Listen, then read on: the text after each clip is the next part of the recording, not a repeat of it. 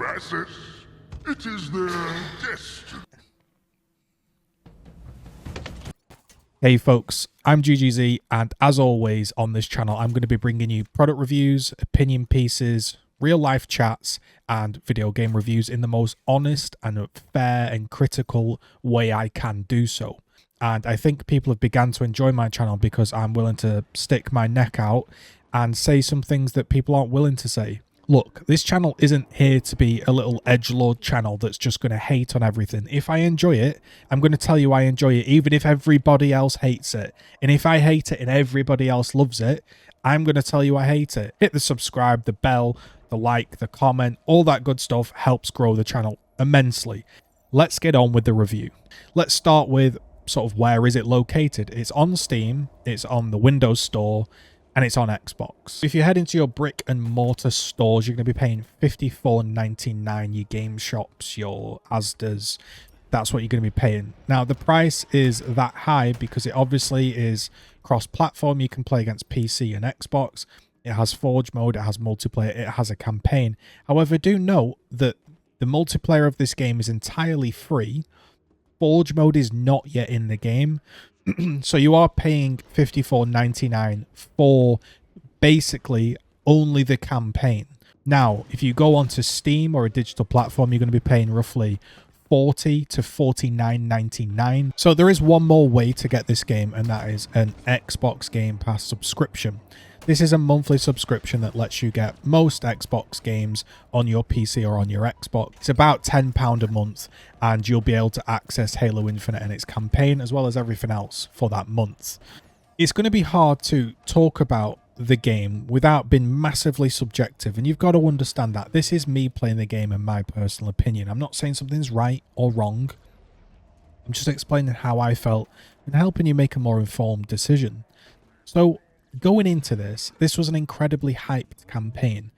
Huge budget to amp up the marketing. Halo Infinite, even the name sounds like it's going to be a large game, well supported, tons to do. And they're going into it with a completely new style. This is an open world game. That means, rightly or wrongly, it's positioned itself in the category of open world games. There are many people out there that only like to play certain genres and categories. And if they see this and it falls under open world and they're a big open world fan, they don't really know much about Halo, but they see, hey, it's an open world game, it's going to have to be judged to the standards of other open world games. And I think that is harsh, but also fair. If this was a strategy game, I would have to compare it to other strategy games. Yes, I know Halo isn't infamous for its open world. In fact, this is the first ever open world Halo. And round of applause for doing something innovative with a franchise for once. Thank you. So many people may be put off by the fact that that classic mission-based Halo is gone. However, if you do want to just do a mission-style based Halo game, it is entirely possible. So the way Halo Infinite's campaign sort of functions is there are forward operating bases dotted all around the Halo ring. You can go and travel to any of these that you please, and if you clear the forward operating base, you will earn some valor, some favor that will allow you to call in certain things. This can be as little as a couple of grenades, a warthog, all the way up to a much more accurate assault rifle and a Scorpion tank. Now, obviously, you can just go from point A to point B and do the main missions, and that's great. For those people that just want to do the main missions, there is some travel time involved, but traveling around this world is fun because of the clean movement and the fact that you can call things in from these forward operating bases. But if you're just there to go from mission to mission and get the story done, on Halo Infinite, you can still play in that exact same way. However, you're also able to go and clear out one of these forward operating bases, build up the valor, and return back with a sniper and a Scorpion tank if you want and blow that thing to high heaven. It's really, really fun in that regard. Now, the open world ring, I think its main strength of the game is the fact that Halo lovers and Halo fans are going to see the fact that the world is a living thing. It's a real ring. You're in the space, you're in the universe, and the things are happening around you. And when you do just generic missions, you're just cut and paste into a grey box level that's been arted out. And sometimes you would like to imagine yourself, you like to get immersed in the game, and sometimes a mission can't do that. There are little moments that do make you feel more immersed because you are on this ring that is basically a sort of air quotes living thing. You can go from these bases to bases, you can find little secrets, little grunts sleeping around, you can find a couple of brutes having a conversation, you can see a pod get dropped in, you can hear the propaganda being spread around these towers that you have to destroy. In a way, if you've ever played a game, it's very similar in a regards to Breath of the Wild, where you can go and kill these little side camps, or you can just crack on with the main missions. Now, I'm not saying the open world is anything as detailed and as in-depth as Breath of the Wild, but mechanically it functions very similar. If you were to play this purely as an open world game, purely as a go around and visit things, how would it play out? I would argue not very well, to be honest. Look, I think if you're a Halo fan, it's very cool to be dropped onto the ring, to see the forward operating bases, to see this and that. But ultimately, once you've seen a few grunts have a conversation, once you've seen a few things, you've seen a few drop ships come in, you've seen it all. And ultimately, I think the biggest letdown for me when playing the campaign was that a lot of my moves on the ring felt just a lack of impact, not very impactful at all. I'll give you an example. You fight over a forward operating base and there are some humans that have been captured. You go and you clear them and you've got yourself 6 humans and you've got yourself a sniper and some extra valor, and off you go. You call down a mongoose from the base. A couple of the guys get on the back of the mongoose with you. They will have chats with you, more like humans than NPCs, and that's a great change. The sort of the scope of the game has definitely leveled up. It's little things that are nice. For example, you swap a rubbishy pistol for a rocket launcher off an NPC. He might be like, oh, come on, Chief, why have you got to do me like that? You know, it's little bits that just make it seem more human, and it's great. However, it all kind of falls apart in the sense that they don't really join you in the fight, and ultimately you do end up embarking on this mission pretty much on your own. You might rescue 6 or 7 civilians in a forward operating base or a mission. They might get on the back of a vehicle with you, but they're very quickly killed in 1 to 2 bullets, and that's it, they're gone. Clearing a forward operating base or not doesn't really change the grand scheme of the game. It's a nice open world, but ultimately it's a lot of the same geometry. You're going through the same hills, the same mountains. It's a big open world that looks very, very similar. There's not too many things that you don't enter into one area and think, whoa, look at all these structures. I can grapple and hook off all these crazy things. It's just sweeping landscapes, which are very nice to look at, but kind of repetitive. So we're going through the main missions now at this point. We're getting into the meat and drink of the game. I'm beginning to get into a little bit of a rhythm, and there was a brief moment in time where when I played the game, I was loving it. There was this 6-hour period on my stream where I planned to just play for a couple of hours, and it turned into 6 hours. And I had this really, really joyous occasion, and it's worth noting because those that follow me on the channel know a joyous occasion in modern video game has been hard for me to find. And I had this really joyous occasion where I was doing some main missions, and then I'd throw myself onto a side of a forward operating base, and I'd grab myself a BR, and I'd grab myself a sniper, and I'd swing my way back, and I'd kill some brutes, and I'd rob a ghost, and I'd run over some brutes, and I'd swing my way to another mission, and I'd battle my way through another mission with a nice little mini boss. There was plenty of mini bosses in the game that were tough and challenging, but not crazy. If you're looking for crazy difficulty, the legendary difficulty was more like, this little jackal across the map has one-shot me, this thing's one-shot me, rather than being swarmed and overwhelmed. But it was difficult in a way that was in some ways frustrating. It felt more like occasions it was more RNG, like this is the run. None of the random things have one-shot me and now I just crush through the game. Then sometimes you might get a run where everything one-shots you across the map. They don't miss a bullet, and it just feels a bit cheapo. But there are plenty of save points to get you through the game. This is not a difficult game by any stretch of the imagination, apart from one moment, which we'll talk about at the end. But I had this really lovely, joyous occasion where I was swinging around the world. I was going from camp to camp. I was doing a mission. And then I found myself just playing around and having fun in the world for a few moments. Then getting back on the main story. And then I was in the missions. But because the missions are inside of the world, you're not pinned into this room. For example, if you're getting chased, you can swing way out. One moment I was doing the campaign and I was on a mission and I was thinking, right, I need to clear out this tower. And it was getting really difficult. And I swung and I slid and I boosted my way out of that area. I got my shields back. I routed around the open world. I found better gear. And I came back and I destroyed that area. And it felt really good. The things were coming together. The open world, the campaign, it merged together in a really, really nice way. And it's important to point that out, that it felt good for that 6 hours. And it just kind of stopped. And after that 6 hour period of me getting it early into the missions and swinging about and having fun, I got thrown into one particular area that I think killed my entire enjoyment for the game. This is not really a story spoiler, but I got thrown into a sort of section of towers. That's to expect in Halo, that there's going to be some kind of tower, right? And I was in this tower for hours. I couldn't leave to go into the open world. I had to do all of this tower stuff. And even once I'd got through all of the tower stuff, there was yet more tower stuff, and it was going on and on and on and on and on. And this took hours on stream. And people were beginning to ask what's going on.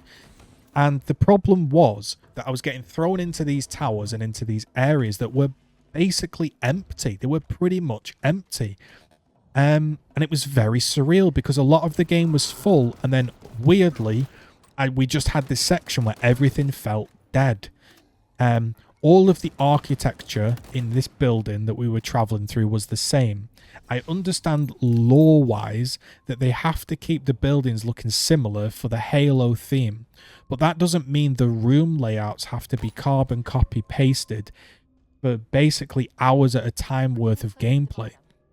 This might be nitpicking, but this is my review, and it's things that irritate me, and it started to grate on me that every room was feeling the same. The layouts, it was like left corridor, right corridor, corridor down the middle, and some pillars to hide behind and some slatted walls to hide behind.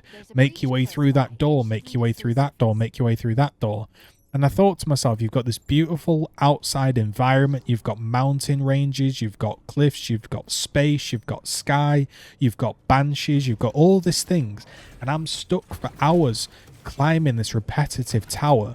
And it felt like if you got yourself in an area such as, hey, I'm on the main mission here and I'm fighting these two fuel rod guys, it didn't matter that around the corner there was a forward operating base, because that never interacts with you. And it began to feel very open world, but in some ways disconnected. And I just basically pushed on throughout the main missions. There was some fun mini bosses in there. There was some good missions in there. One of my favorite missions, there was an achievement to get the tank from the beginning to the end on Legendary, which I managed. Took it really slow, picking people off with the Scorpion. And I'm not bashing the game, by the way. I'm just saying that the pacing felt way off, and people in my stream that were watching felt that the pacing was way off. There was a brilliant section of the campaign, then it kind of really changed, and we just kind of pushed on towards the end, doing very, very repetitive things. Hey, this gate needs powering up, turn this gate on. Hey, this bridge needs turning on, turn this bridge on. And it came to a head with the final mission. Now, I'm not going to tell you anything about the final mission, so don't worry. I'm just going to say that the difficulty curve on Legendary, it took me about an hour to finish the last mission, and I don't think it was difficult. I think what ended up happening was just the general layout of the area and the enemies that were placed inside it.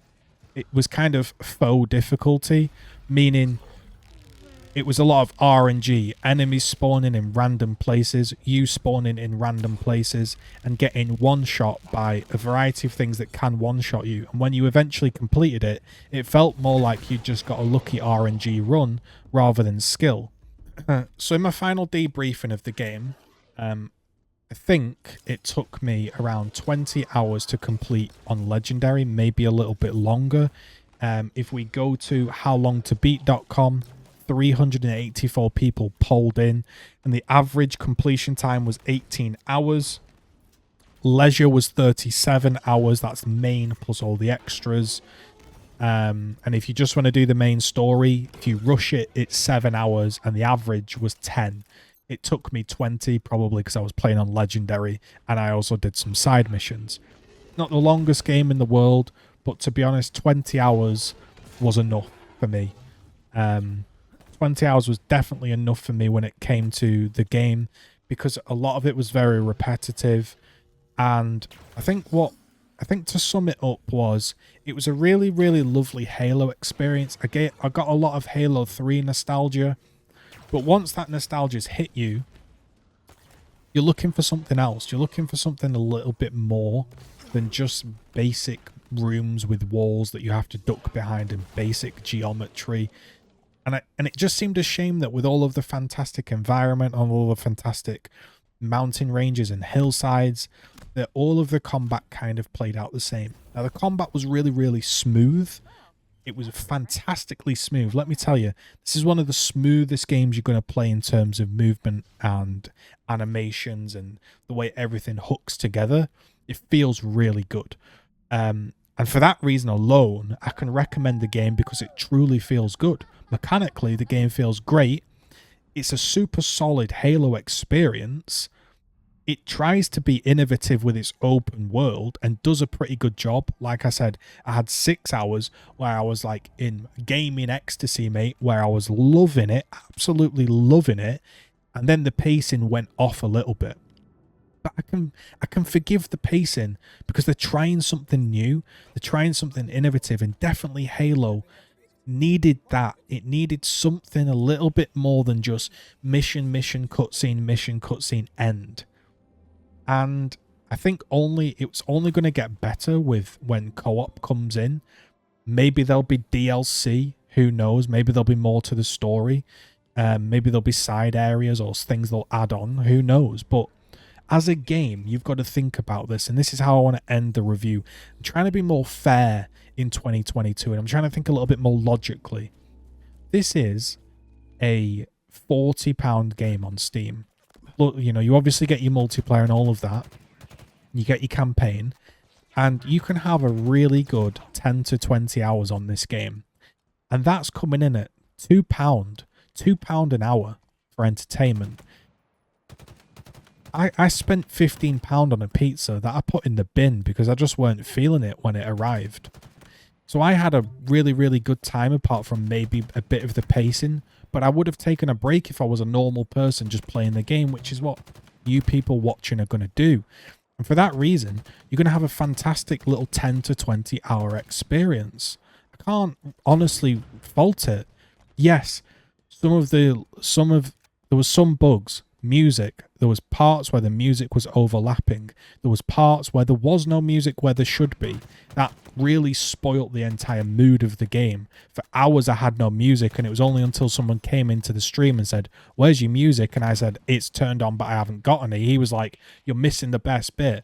That's a pretty big bug. Halo music's massively important. Relentlessly similar architecture outside of the ring and inside of the missions was a bit boring. But the way it all came together, it was a nice little melee, a nice little mishmash of Halo open world with new ideas and old. And you're going to enjoy it. Look, this game is coming in at either £10 for the month on Game Pass. So if you pay £10, it's going to take you 20 hours. You can complete this game in the month and you'll have spent £10 for it. You'll have got yourself 10 to 20 hours plus of really, really good, solid fun.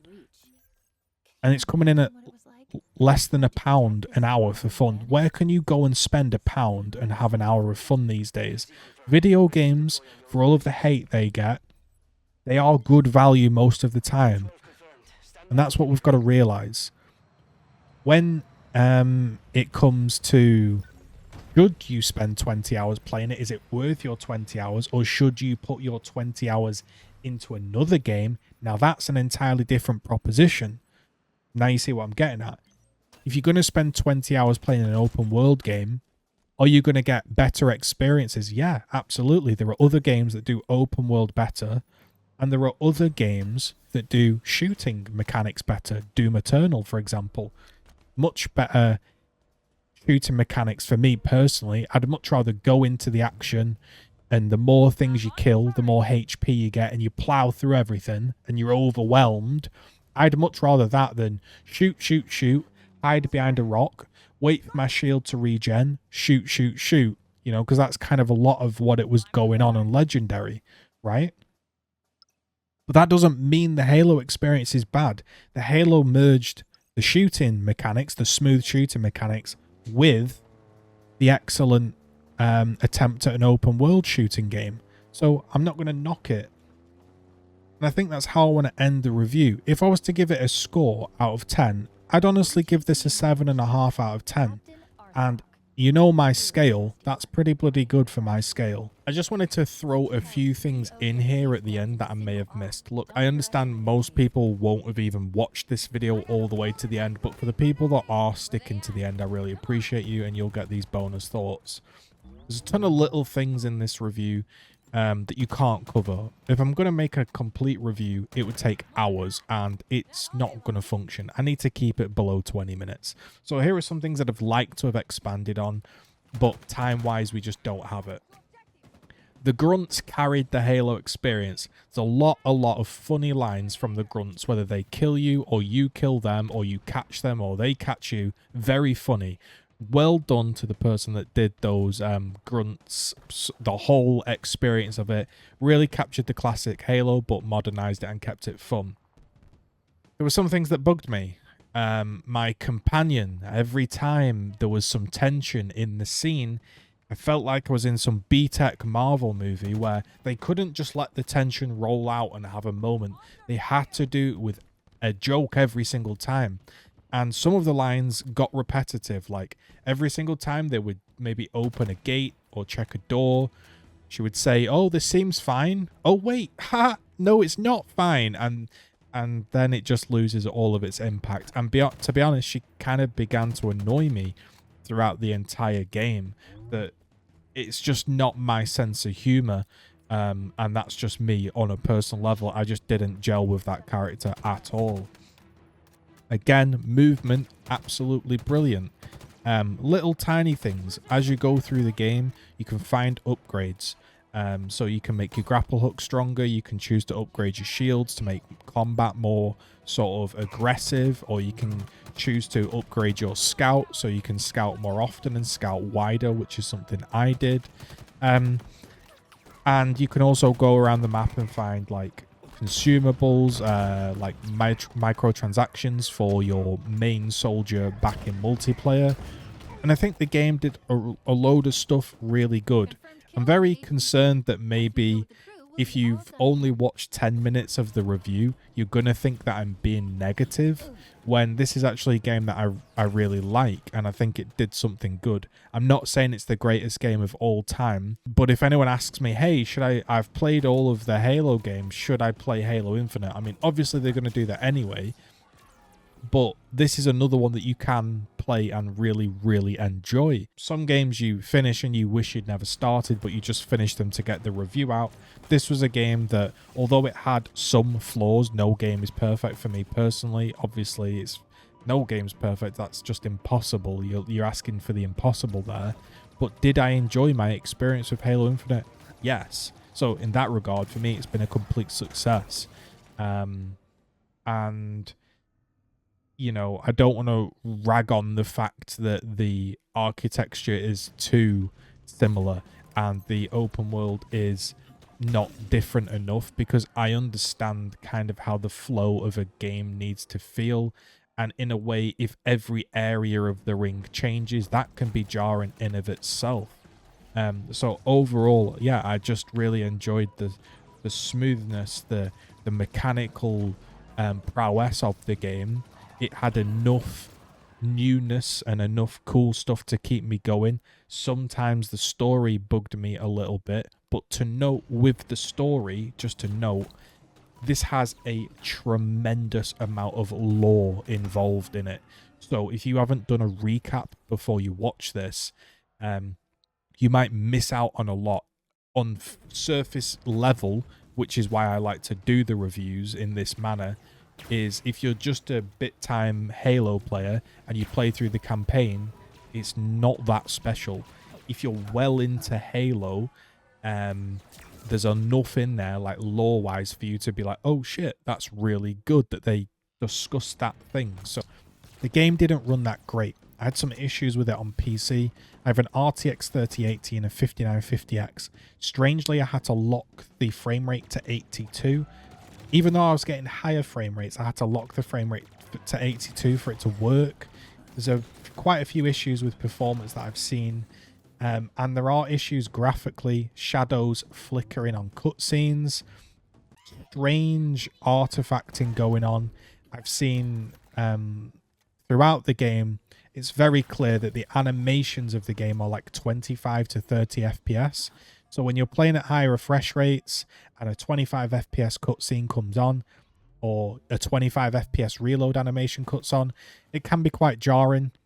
I'm a little bit disappointed to see just a few, I think, lack of, maybe not polish, maybe you could use that word, but true AAA modern, this is our console selling experience, this is our next generation Halo.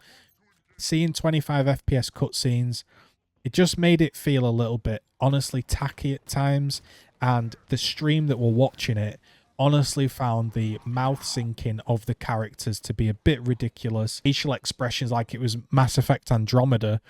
It kind of took me out of the immersion of the ring and the story just because it was quite poor. The content of the actual cutscene at times was really, really good, but it was a bit jarring just to note. You know, the reason I point this out is a lot of people will be playing on an Xbox Series X. They've got it in performance mode. They're loving the 120 FPS they're getting. It cuts to this. You've just done this epic thing in the campaign and it cuts to the cutscene. And it's 25 FPS voices and mouths moving, and it just took me out of the immersion a little bit, so I wanted to point that out.